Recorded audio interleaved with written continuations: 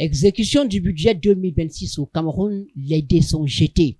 Le ministre des Finances, Louis-Paul Moutaze, a procédé le 13 janvier 2026 au lancement solennel du budget de l'État dans la capitale de l'Adamawa, en Ngaoundéré. Le budget de cette année s'élève à 8 816,4 milliards de francs CFA. La région de l'Adamawa se taille 41,2 milliards de francs CFA pour la réalisation des grands projets structurants et l'amélioration des conditions de vie des populations locales. L'occasion a été propice pour le maire de la ville, Salibou Bobo, de présenter au patron du ministère des Finances les problèmes dominants qui minent le château d'eau du Cameroun à l'heure actuelle. L'exécutif municipal, à travers ma voix, se présente humblement devant vous, comme un malade en état d'anémie financière aiguë.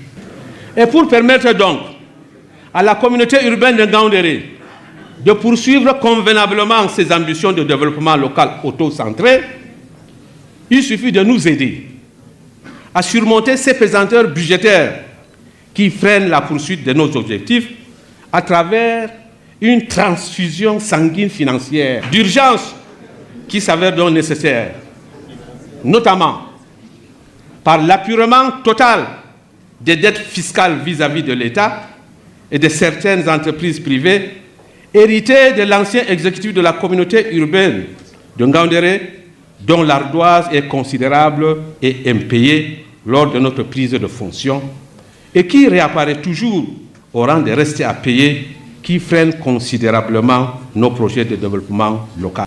Ce chapelet de doléances égrenées, la région de l'Adamawa connaîtra une métamorphose au niveau du barrage hydroélectrique de Bini, dans la localité de Warak. Le bitume de la route Bagno, Darlé, Bankim, Ngat, Lekok et Ngaoundéré Paro, le désenclavement des zones de production, la construction des lycées, des forages pastoraux et l'acquisition des kits d'insémination artificielle figurent également sur la liste des projets à réaliser. L'Adamawa étant l'un des poumons agricoles et pastoraux du Cameroun.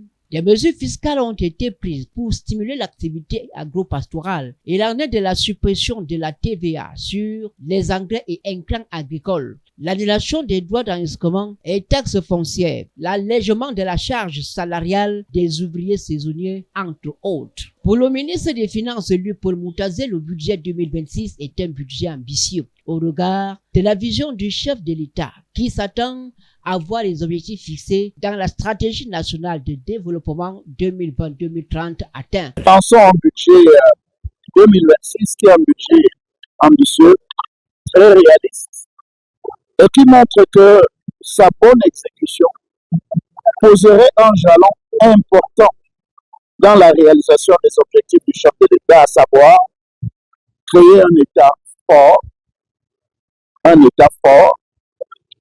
État avec ses objectifs, mais surtout un État qui assure le bien-être des populations. C'est ce qui est dans le budget.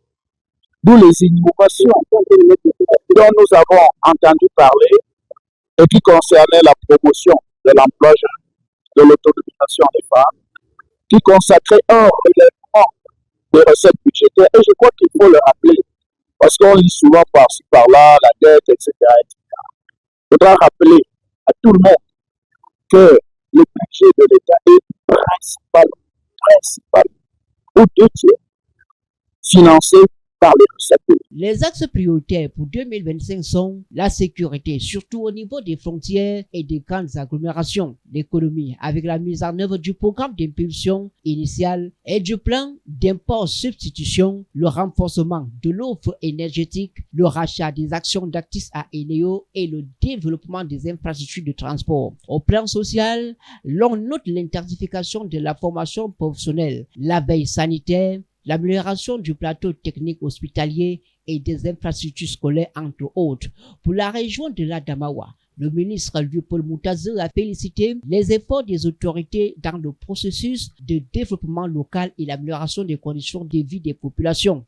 Il a également salué les efforts observés dans la réalisation des projets de développement de la ville de Ngaoundéré. En rappel, la cérémonie de lancement officiel du budget de l'État en Ngaoundéré s'est déroulée en présence du gouverneur de la région du Lamido de Ngaoundéré et de plusieurs autres personnalités. Une cérémonie de 2 jours qui s'achève ce 14 janvier 2026.